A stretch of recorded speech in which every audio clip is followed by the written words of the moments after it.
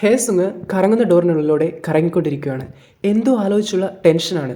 എനിക്ക് ചെയ്യാൻ കഴിയും, എനിക്ക് കഴിയില്ല, എനിക്ക് കഴിയും എന്ന് പറഞ്ഞ് അവൾ പുറത്തേക്ക് പോകും. ഡോഹുനിൻ്റെ വീടിൻ്റെ മുൻപിലാണ് ചെന്ന് നിൽക്കുന്നത്.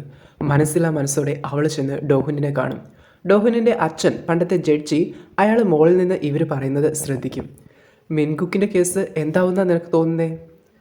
സത്യം പറഞ്ഞാൽ അയാളെ വെറുതെ വിടുന്ന തോന്നുന്നേ. നേരിട്ടുള്ള ഒരു തെളിവ് പോലും ഇല്ല. നിനക്കറിയില്ലേ മിൻകുക്ക് ആരാണെന്ന്? നിന്നെപ്പോലെ തന്നെ എനിക്കും അയാളെ പിടിക്കണമെന്നുണ്ട്, പക്ഷെ തെളിവൊന്നുമില്ലല്ലോ. എനിക്ക് വ്യാജമായി ഉണ്ടാക്ക്. നിനക്കെന്താ പ്രാന്താണോ? ഹേസുങ് അവളുടെ മുന്നിൽ മുട്ടുകുത്തും. ദയവ് ചെയ്ത് എന്നെ സഹായിക്കണം. ഇങ്ങനെയൊരു ദിവസം ഉണ്ടാവുമെന്ന് ഞാൻ കരുതിയതല്ല. എൻ്റെ മാനാഭിമാനം എല്ലാം പണയം വെച്ചാണ് ഞാനിവിടെ ഇരിക്കുന്നത്. വേണമെങ്കിൽ ഞാൻ ഇതുവരെ പറഞ്ഞതിനും ചെയ്തതിനും എല്ലാം നിന്നോട് മാപ്പ് പറയാം. 10 വർഷം മുമ്പ് സംഭവിച്ചത് അതെന്തായാലും എൻ്റെ തെറ്റായിരുന്നു. അതുകൊണ്ട് എങ്ങനെയെങ്കിലും അയാളെ പിടിച്ച് ജയിലിലിടണം. അയാളെ ഭീഷണിപ്പെടുത്തിയോ കള്ളത്തെളിവുണ്ടാക്കിയോ എങ്ങനെയെങ്കിലും അയാളെ പിടികൂടണം. ജഡ്ജി അങ്ങോട്ട് വരും. നീ മാപ്പ് അപേക്ഷിച്ചത് ആത്മാർത്ഥതയോടെയാണോ? ഹേസുങ് മനസ്സിൽ അമ്മയോട് മാപ്പ് പറഞ്ഞുകൊണ്ട് പറയും, അതെ, ഞാൻ ചെയ്തത് തെറ്റായിരുന്നു, അതുകൊണ്ട് എന്നെ സഹായിക്കുക. ഇപ്പോൾ ജഡ്ജി പറയും, ഞാനായിരുന്നു ജഡ്ജെങ്കിൽ അയാൾ കുറ്റക്കാരനല്ലെന്ന് വിധിച്ചേനെ. ഇനി ഞാൻ പ്രോസിക്യൂട്ടർ ആയിരുന്നെങ്കിൽ കൂടുതൽ തെളിവ് ക്രിയേറ്റ് ചെയ്തേനെ. തെളിവ് ക്രിയേറ്റ് ചെയ്യാനോ? ഞാൻ എല്ലാവരെയും പോയി കണ്ടു. എല്ലാവർക്കും അയാളെക്കുറിച്ച് നല്ലതേ പറയാനുള്ളൂ. കോടതിയിൽ സാക്ഷി പറഞ്ഞാൽ എന്തെങ്കിലും നേട്ടമുള്ള ഒരാളെ നിങ്ങൾ കണ്ടുപിടിക്കണം. മെൻകുക്കിൻ്റെ കൂടെ ജയിലിൽ ഒരുമിച്ചായിരുന്ന ആളെക്കുറിച്ച് നിങ്ങൾ അന്വേഷിച്ചോ? ഇല്ല, ഞാൻ അത്രയ്ക്കങ്ങ് പോയില്ല. അയാളിപ്പോൾ ഒരു പരോളിന് കൊതിച്ചിരിക്കുമായിരിക്കും. ഞാൻ വാർഡനോട് അയാളെക്കുറിച്ച് നല്ല വാക്ക് പറയാം. അതുപയോഗിച്ച് അയാളുമായി ഒരു ഡീലുണ്ടാക്ക്. ഡോഹനാണെങ്കിൽ മിൻകുക്കിൻ്റെ പഴയ സെൽമേറ്റിനെ വന്ന് കാണുവാണ്. അവൾ ചോദിക്കും, ഹേസിങ്ങിനെ പറ്റി അയാൾ എന്തെങ്കിലും പറഞ്ഞിരുന്നോ? ഉണ്ട്, അവളോടൊരു കടം കൊടുത്തു തീർക്കാനുണ്ടെന്ന് പറഞ്ഞിരുന്നു. വേറൊന്നും പറഞ്ഞിട്ടില്ല. അയാൾ വളരെ നല്ലൊരു മനുഷ്യനാണ്. 25 വർഷങ്ങൾക്ക് മുമ്പ് ജയിലിലായപ്പോൾ നിങ്ങൾക്ക് നിങ്ങളുടെ മകളെ നഷ്ടപ്പെട്ടു അല്ലേ? നിങ്ങൾക്ക് ജയിലിൽ നിന്ന് എത്രയും വേഗം ഇറങ്ങി മകളെ കണ്ടുപിടിക്കണ്ടേ? എനിക്ക് വേഗം പുറത്തിറങ്ങാൻ കഴിയുമോ? ഞാൻ ചോദിക്കുന്ന ചോദ്യങ്ങൾക്ക് നിങ്ങളെങ്ങനെ ഉത്തരം പറയുമെന്ന് ആശ്രയിച്ചിരിക്കും അത്. ഇപ്പോൾ മൂത്ത വക്കീൽ എപ്പോഴത്തെയും പോലെ ആ ജയിൽ പുള്ളിയുമായിട്ട് ബിങ്കോ കളിച്ചുകൊണ്ടിരിക്കുകയാണ്. അയാൾ ചോദിക്കും, നീ മിൻകുക്കിൻ്റെ കേസിൽ സാക്ഷി പറയാൻ പോവാണോ? പ്രോസിക്യൂട്ടർക്ക് വേണ്ടി വിറ്റ്നസ് ആകാൻ പോവാ. പെട്ടെന്ന് എങ്ങനെയാ ഇങ്ങനെയൊരു ചിന്ത വന്നേ? മിൻകുക്ക് നല്ലൊരു മനുഷ്യനാണെന്നല്ലേ നീ പറഞ്ഞേ? അതെ, പക്ഷെ ഞാൻ ചിന്തിച്ചു നോക്കിയപ്പോൾ ഞാൻ അയാളെ തെറ്റിദ്ധരിച്ചതാണെന്ന് എനിക്ക് തോന്നി. അയാൾ അത്ര നല്ല ആളല്ല. അങ്ങനെ കേസ് നടക്കുന്ന ദിവസം ഹേസുങ് കോടതിയിലേക്ക് പോകുമ്പോൾ മൂത്ത വക്കീലിനെയും ചോയിയെയും കണ്ടുമുട്ടും. മൂത്ത വക്കീലെ, നിങ്ങളെന്താ ഇവിടെ? നിങ്ങൾക്കിന്ന് കേസൊന്നും ഇല്ലല്ലോ. നിന്നോടൊരു കാര്യം ചോദിക്കാൻ വേണ്ടിയാണ് ഞാൻ വന്നത്. മിൻകുക്കിൻ്റെ സെൽമേറ്റിനോട് നിനക്ക് വേണ്ടി എന്ത് ചെയ്യണമെന്നാണ് നീ പറഞ്ഞിട്ടുള്ളത്? ഞാൻ അയാളോടൊന്നും പറഞ്ഞിട്ടില്ല. നീ ചോദിക്കാൻ പാടില്ലാത്തതെന്തോ നിനക്ക് വേണ്ടി ചെയ്യാൻ നീ അയാളോട് പറഞ്ഞില്ലേ? ഇല്ലെന്ന് ഞാൻ പറഞ്ഞല്ലോ. കേസ് തുടങ്ങാനായി, പോവാമെന്ന് പറഞ്ഞ് ചോയ് അവളെ കൂട്ടിക്കൊണ്ടു പോകും. അവൾ തിരിച്ചു വന്നിട്ട് മൂത്ത വക്കീലിനോട്, ഞാൻ ചെയ്തെങ്കിൽ എന്താ? കൊലയാളിയെ പിടിക്കാനായി ഞാൻ എന്തും ചെയ്യും. നീയപ്പോൾ നിയമം അനുസരിക്കാൻ പോകുന്നില്ലേ? നിയമം അനുസരിച്ചുകൊണ്ടിരുന്നാൽ എനിക്കെല്ലാം നഷ്ടമാവും.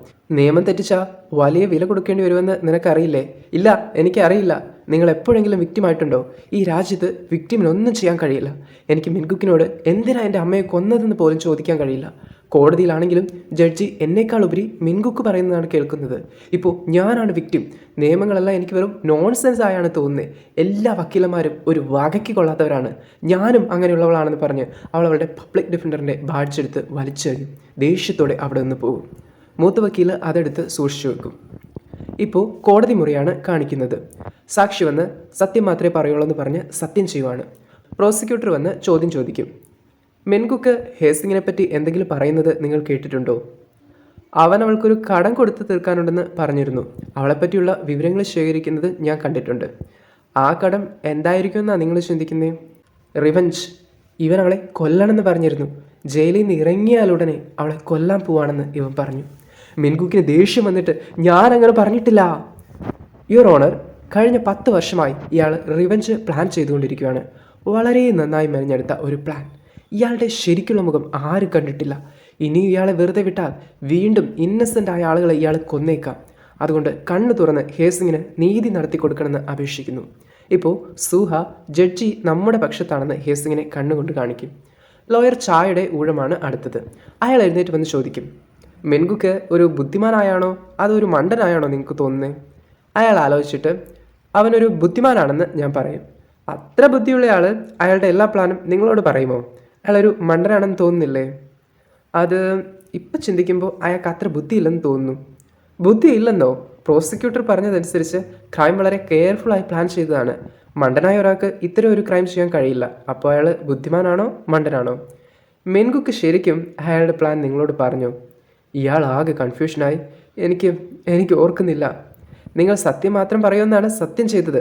ഞാൻ ഒരിക്കൽ കൂടി ചോദിക്കാം, അയാൾ ശരിക്കും ഹേസിങ്ങിനെ കൊല്ലാൻ പോവാണെന്ന് പറഞ്ഞിരുന്നോ? ഇല്ലെന്ന് തോന്നുന്നു, അവൻ പറഞ്ഞില്ല.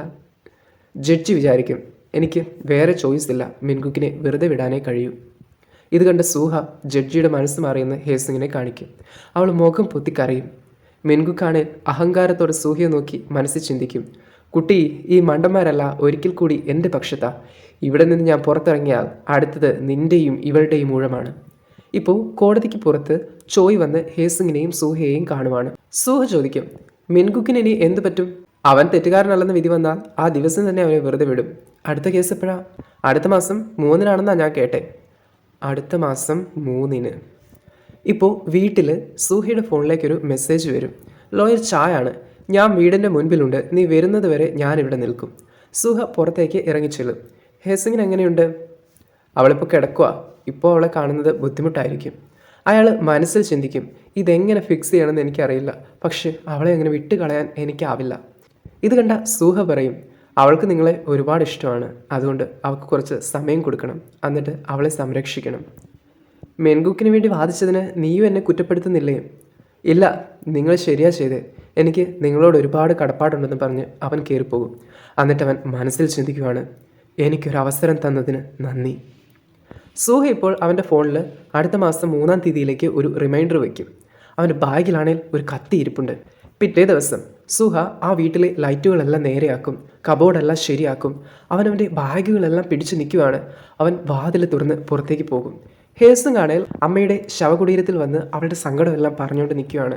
സൂഹയും അങ്ങോട്ട് വരും. ഞാനിവിടെ ഉണ്ടാവുമെന്ന് നീ എങ്ങനെ അറിഞ്ഞേ? രാവിലെ ഞാൻ നിൻ്റെ മനസ്സ് വായിച്ചു. നീ ഇന്ന് ഓഫീസിൽ പോകുന്നില്ലേ? ഹേസിങ് നിഷേധഭാവത്തിൽ നിൽക്കും. എങ്കിൽ എൻ്റെ കൂടി ഒരിടം വരെ വരുമോ? എവിടെ? കഴിഞ്ഞ തവണ പോകണമെന്ന് വിചാരിച്ച് നടക്കാതെ പോയ സ്ഥലം. അവർ രണ്ടും കൂടി ഇപ്പോൾ അക്വേറിയത്തിലേക്ക് വന്നിരിക്കുവാണ്. ഞാൻ എൻ്റെ എല്ലാ സാധനങ്ങളും പാക്ക് ചെയ്ത് നിൻ്റെ വീട്ടിൽ നിന്ന് പോവുകയാണെന്ന് സൂഹ പറയും. എന്ത്? പേടിക്കണ്ട, മെൻകുക്ക് ഇനി നിന്നെ ഉപദ്രവിക്കില്ല.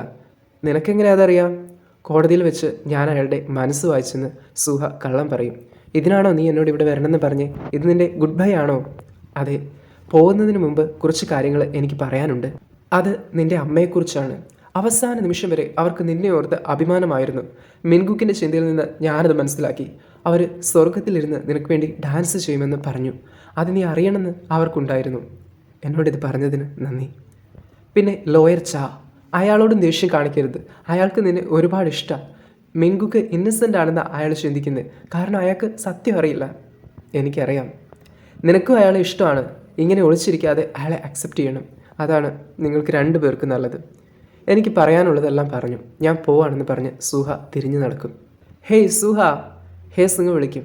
ഒരു നിമിഷം ആലോചിച്ചിട്ട്, ഒന്നുമില്ല, ഗുഡ് ബൈ. നീ ചെയ്ത എല്ലാത്തിനും നന്ദി. നന്നായിട്ട് പഠിക്കണം കേട്ടോ. സൂഹ കരയുന്നുണ്ട്. അവൻ തിരികെ വന്ന്, നിനക്കറിയാത്ത ഒരു കാര്യം കൂടിയുണ്ട്. ഇതും പറഞ്ഞ് ഹേസിങ്ങിന് ഒരു ഉമ്മ കൊടുക്കും. അവൻ്റെ കണ്ണുകൾ നിറഞ്ഞൊഴുകും. അവൾ അത്ഭുതപ്പെടും. അവൻ തിരികെ നടന്നു പോകും. ഇവിടെ വെച്ച് 8-ാമത്തെ എപ്പിസോഡ് അവസാനിക്കുന്നു.